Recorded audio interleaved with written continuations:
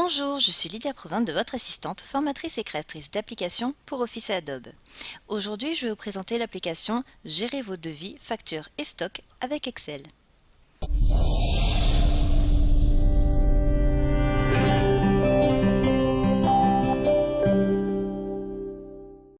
Cette application existe en 3 versions. Donc,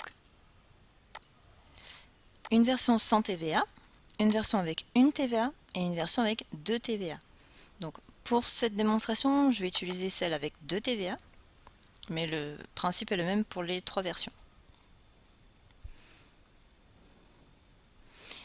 Donc, à l'affichage, j'ai ce petit formulaire, donc pour l'instant je vais le fermer. On va d'abord s'occuper des informations à remplir sur la page d'accueil. Donc, les 2 premiers liens concernent l'enregistrement des devis et des factures en PDF.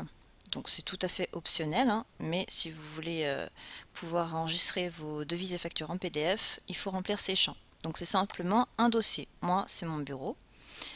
Ensuite, même chose pour enregistrer les devis et les factures, mais au format Excel cette fois.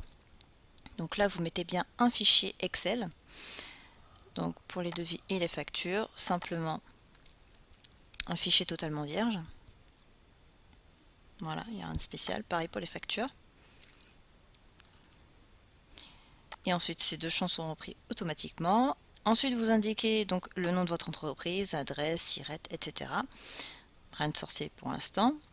Si vous avez de la TVA, donc vous allez indiquer votre premier taux de TVA puis le second. Le délai de relance des devis, donc ça va nous servir pour les alertes à l'ouverture du fichier. Et pareil pour les échéances des factures, qui sera aussi repris sur les factures bien sûr. La couleur de fond des formulaires, c'est simplement la couleur de remplissage. Vous changez, donc là ça va être du gris et écrit en blanc. Donc voilà, du gris avec du blanc. Si je mets une autre couleur, on va mettre ça comme ça va bien se voir. Voilà. Ça fait très mal aux yeux. Donc, on va remettre comme c'était. Voilà. Donc, une fois que vous avez rempli ces informations, vous pouvez afficher le menu principal. Donc, on va commencer par aller voir comment est fait le devis. Et là, vous verrez que vous avez généré nouveau numéro de devis. Pour ça, c'est très simple. Vous retournez donc sur le menu principal, générer des numéros de devis. Vous indiquez donc le format que vous utilisez. Moi, j'ai pris que des 0, 1. Donc, c'est le premier numéro de devis. Après, ce sera tous les 0, 2, 3, etc. Donc, OK. Ça me les a générés. Pareil pour les numéros de facture, tant qu'on y est, OK. Donc maintenant, on peut aller créer un devis. Donc là, j'ai bien mon numéro de devis qui est repris avec la date du jour. Donc là, il n'y a rien d'écrit puisque je n'ai pas saisi les informations dans la page d'accueil. Ici, j'ai une petite saisie semi-automatique. Donc là, j'ai qu'un seul prospect, donc ça va être rapide, mais voilà, c'est filtré selon les lettres que je tape. Et ensuite, les informations sont reprises.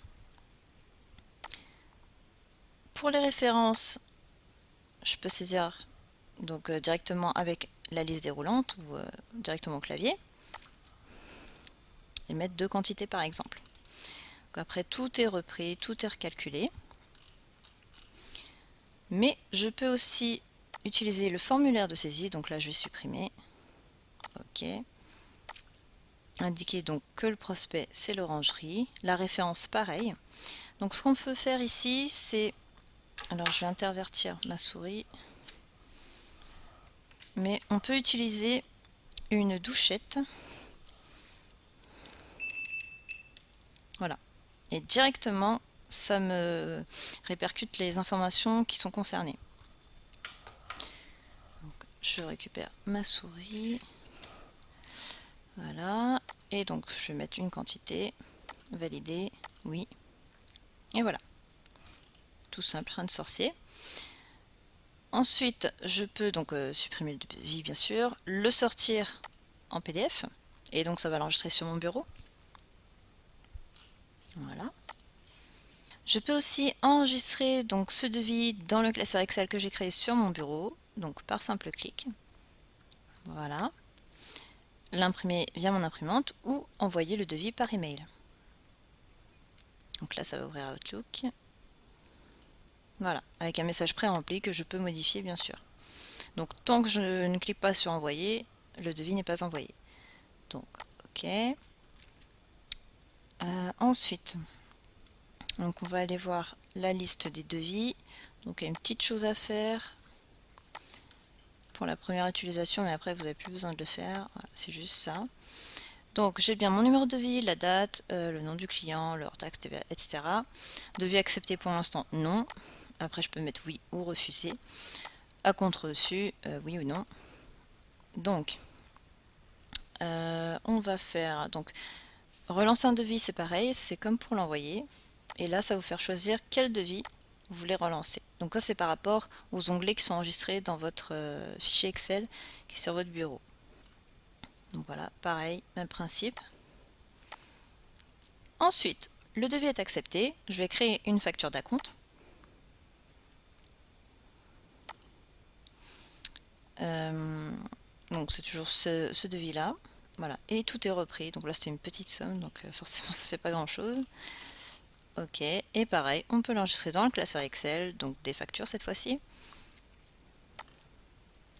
Sortir la facture en PDF si besoin. Voilà. Et donc pareil, on peut l'envoyer par email. Maintenant, on retourne, donc la liste des factures. Pareil, il faudra. Donc ça, c'est juste à faire pour la première fois. Vous allez voir que la deuxième fois, on n'a pas besoin. D'ailleurs, liste des devis, le devis a été accepté, a été mis en oui dès que j'ai cliqué sur créer une facture d'acompte. Maintenant, si la compte est payée, le service est rendu, tout ça, transformation d'un devis en facture. Donc on efface la facture en cours. Et pareil, on fait appel au devis. Et voilà, tout est repris avec la compte qui a déjà été versée. Maintenant, si je fais enregistrement dans le classeur Excel,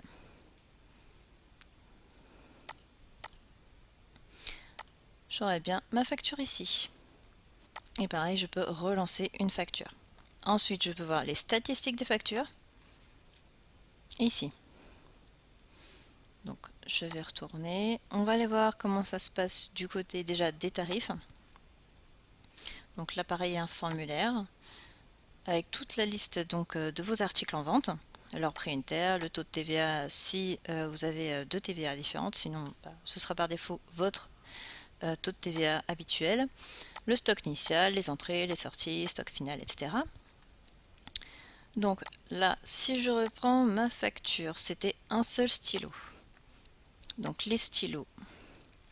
Donc pareil, on peut rechercher avec la douchette, mais comme il faut que je déconnecte ma souris à chaque fois, on va faire comme ça. Hop, stylo. Donc, là, ce sont mes achats. Là, ce sont mes ventes ou pertes ou casses. Il n'y a que les pertes ou casses ou autres que vous saisissez en sortie parce que les ventes sont comptabilisées. Donc là, j'ai 27 sorties. Si je retourne dans la facture, validation de la sortie de stock, oui. Et je retourne. J'ai bien 28 sorties. Et donc, mon stock final a été revu. Maintenant, si je retourne dans la facture, donc que ce soit ici ou par le formulaire, on va le faire par le formulaire.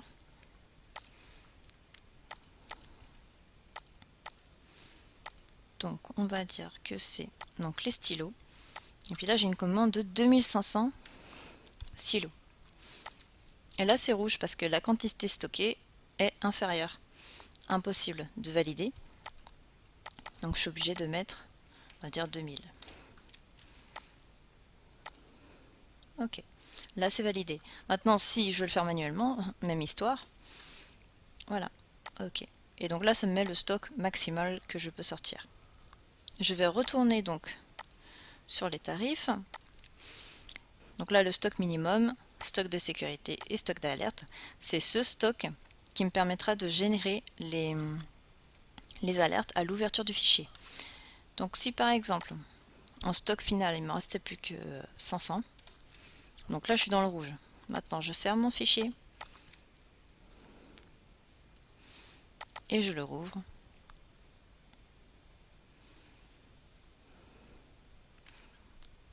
Alors c'est pas si lent, c'est parce qu'il y a la vidéo qui tourne. Voilà. Et donc là, j'ai bien une alerte comme quoi je n'ai plus assez d'unités dans mon stock. J'ai le même genre d'alerte lorsqu'un devis n'a pas été accepté donc, depuis plus de 10 jours, ce que j'ai indiqué ici, et qu'une facture n'a pas été payée depuis plus de 10 jours. Tant que dans devis accepté, j'ai pas dit refuser ou oui, et puis dans facture, c'est soit réglé soit pas réglé, donc ce sera non. Et ensuite, on va finir donc par les catégories d'articles. Donc là, c'est juste pour bien catégoriser vos articles. Donc IFI, fourniture, il faut rajouter d'autres catégories. Si je retourne dans les tarifs, c'est bien ces catégories qui sont prises ici. Ok. Si je vais voir mes prospects, donc voilà. Si je dis que finalement c'est une dame, ajouter, modifier, et c'est bien modifié en haut. Pareil pour les clients, exactement le même principe. Et voilà. Et enfin, les statistiques qu'on a vues tout à l'heure, ici.